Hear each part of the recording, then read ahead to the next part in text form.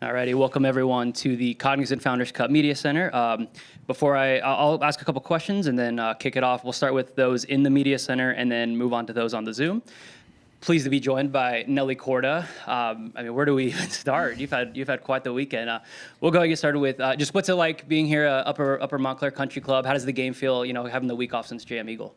Yeah, I didn't play JM Eagle. All right. Yeah, you're good. So I had 2 weeks off, which was really nice. I just got here on Saturday, so I played Sunday, played early morning on Monday, and then played yesterday. The golf course is really nice. Obviously, with the weather that they've had, it's a little bit more wet compared to last year. Last year was my first year playing, and it was super firm, so a little different from last year. So I think you can be a little bit more aggressive this year, but my track record isn't great in New Jersey, so I'm hoping to change that this year. And then, want to just kind of talk about your AJGA event, the Nelly. Just what was that like? And going from player to put on your tournament hosting hat. Yeah, that was such a neat experience. Obviously, I feel like just yesterday I was playing AJGAs. I was playing in the Annika Invitational, having her out, and seeing someone that has done so much for the game. It was very inspirational. So it was great to see all the girls out, all my sponsors supporting the event, which was absolutely amazing. And I hope they had fun at the golf course. I was very grateful that Concession hosted it and that they were very gracious to give us the golf course for the few days. Absolutely. And then last one, have to talk about the Met. What was that experience like? How'd that come together? And who was your favorite outfit, or you were a little starstruck by it?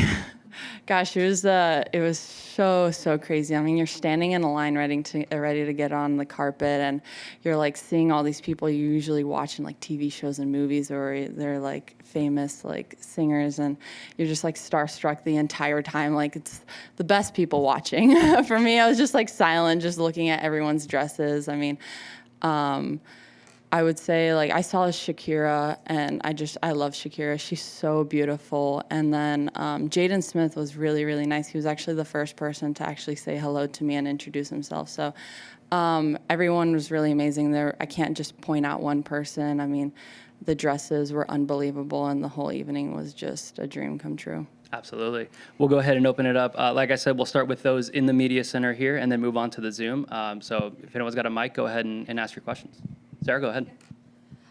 We know you have a really good fashion eye to be in that kind of a setting, wearing Oscar de la Renta. I mean, could you put into words how cool it was for you with that kind of hobby to be in that kind of environment?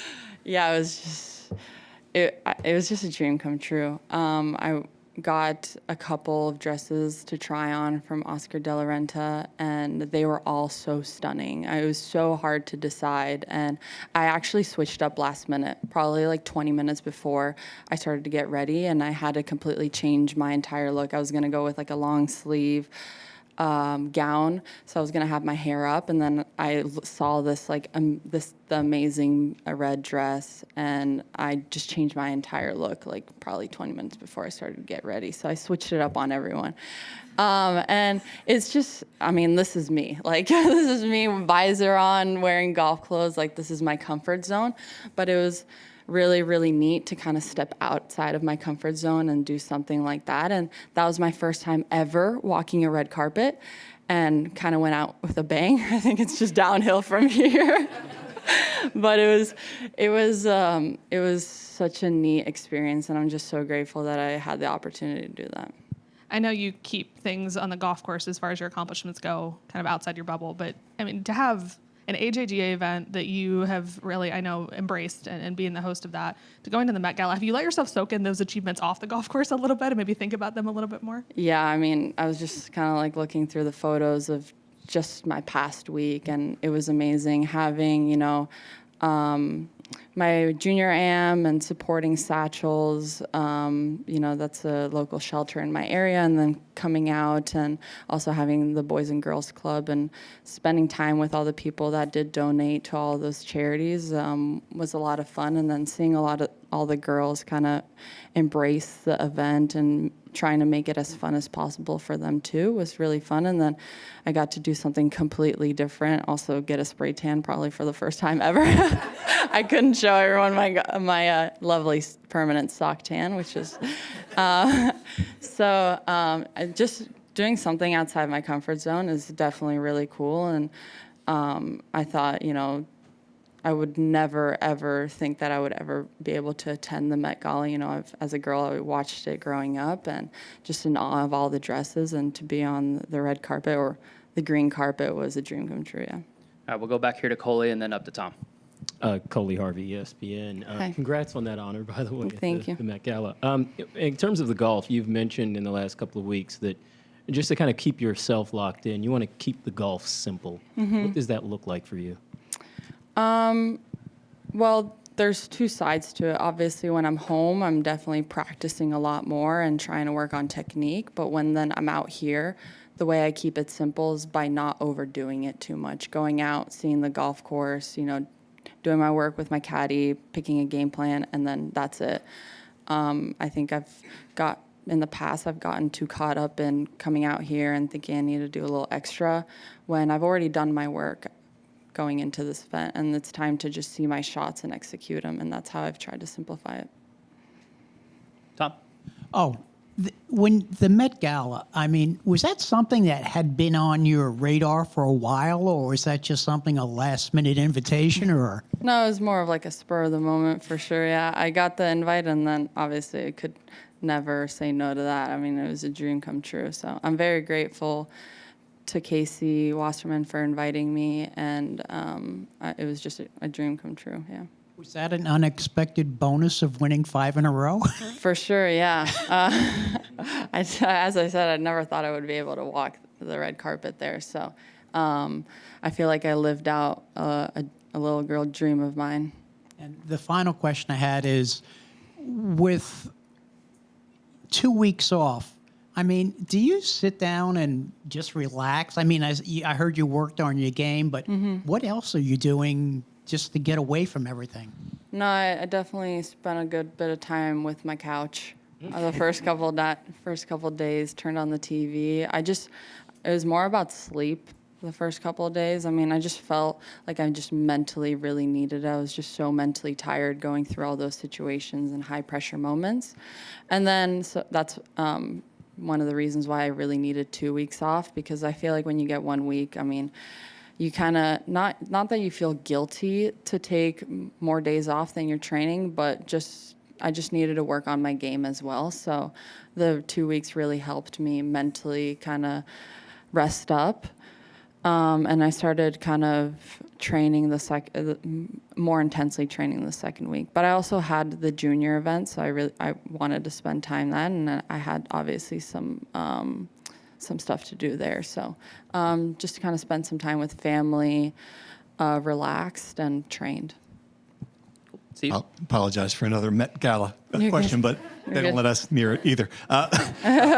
Just curious, you said you recognized Shakira. Did anyone say, hey, there's Nelly Corder? Were you spotted? Or? No, I think I'm just like such a grain of salt or a grain of sand in such a big room. I thought it was incredible that you get all of these people in one room. I was just in awe the entire night. I was looking around. Like I was sitting at my table, but I was looking around at everyone the entire night. And I just thought it was incredible that you get so many people from so many different industries in one room one night. And just I'm sure you've noticed that women's sports is having a moment with the women's basketball tournament and some of the other achievements lately. I'm curious if you see what's happening with you as an opportunity to make this a moment for women's golf as well. Do you look at it that way? No, I'm just out here doing what I love, and hopefully that's what grows the game naturally. I'm not trying to push anything. I hope that people see me for who I am and that I love this game and that I'm doing it naturally.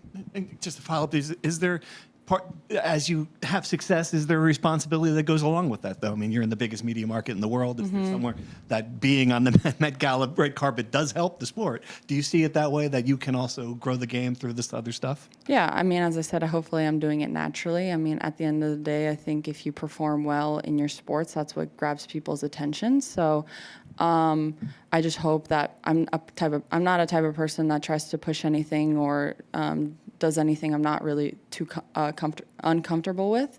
So I hope that I just do it naturally, and I see that catches people's attention. Keely, yeah. Thank you. In talking about your junior tournament, do you have like a favorite moment from the tournament and like anything that happened that gave you like good energy for your own game? Yeah, I think during the junior am when I actually had a dog out from Satchel's. Yeah, and everyone was like greeting him. He was actually up for adoption. I hope he got adopted. I did volunteer at the shelter / sanctuary a couple days before that on Monday, and I got to walk him.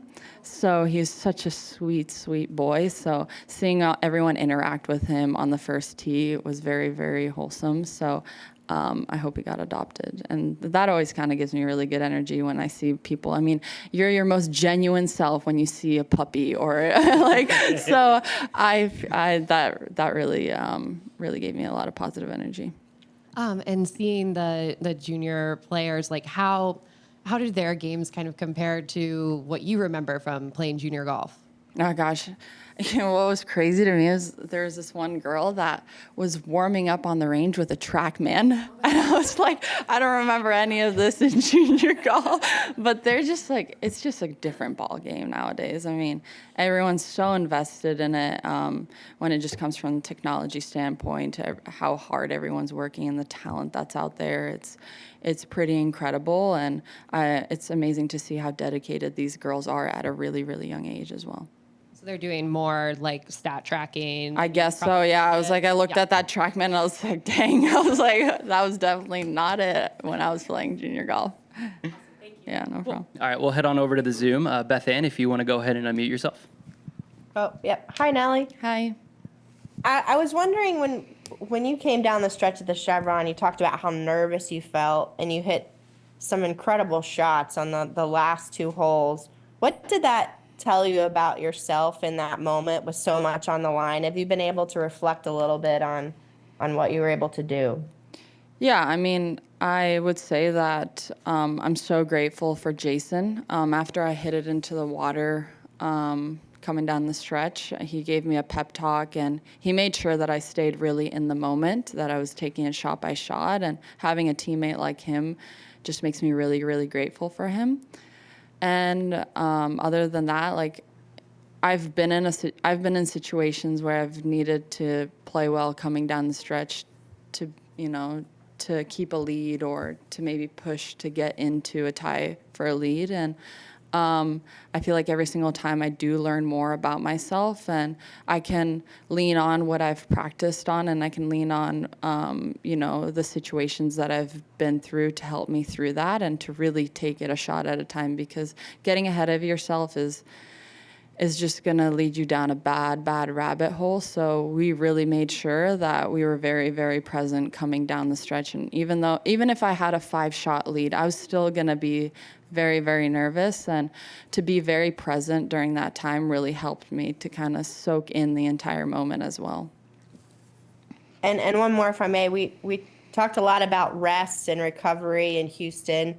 How much did you sleep when you got home? What would an average night's sleep be like for you as you're recovering from that stretch? Well, the first night, Sunday, I really didn't sleep much at all. I was just like, the adrenaline, you actually feel really sick. Like you can't sleep. The adrenaline kind of wears off. Like your body starts to ache a little. You're like, okay. And then my first couple nights at home, I mean, I slept like 9 to 10 hours. Like that's actually standard for me when I'm home. I really try to sleep a lot because I am doing more. I'm training as well in the gym, so I'm trying to make my body recover. So I mean, the best recovery is sleep. So I, naps, and I don't love to nap because I feel like when I wake up, I don't know where I am, what hotel or where I am. So I just make sure that I go to sleep early and try to get the best amount of rest in. Thank you. Kent, go ahead. Hey, Nelly, you've had a couple weeks here to sleep on the possibility of winning 6 in a row the first time on tour. Have you thought about that at all, and what will it take to get to 6 in a row here? If I'm being honest, I have not thought about it at all, just because I've had so much go on those 2 weeks. And then obviously Monday I had the Met. So haven't had had too much time to think about it. My track record hasn't been the greatest in New Jersey. Last year I missed the cut here, and then obviously we played KPMG here last year too, and that was a nice missed cut as well. So I'm really just trying to keep it one shot at a time, see how it goes. This golf course is tough. I mean, it's very, very narrow off the tee. The rough is very penalizing. And it's wet this year, so it's even worse. So just not getting too ahead of myself and taking it a shot at a time. As boring as it sounds, or as many times as you guys are going to hear me say it, that is the motto, and I'm going to stick to it. Thanks, Nelly. Thanks. Just one last one for me before we wrap. We're here at the Founders Cup. We're celebrating Pat Bradley, Beth Daniel. What have those two and the founders and just anyone that's kind of carried this legacy of women's golf meant to you, and how do you kind of hope to carry on that torch? Yeah, they're such amazing people. I got to see them yesterday. We actually had a Solheim Cup dinner, and they walked into the room, and even Meg Mallon was there, and they're just so positive and so fun to talk to. And I just hope that, when I'm in their position, girls my age will think that about me too. So they're amazing ambassadors for the game, and I always love spending time with them. So it's going to be a big week for them, and I'm excited for them. Absolutely. Thank you so much, Nelly. Thank you. Thank you.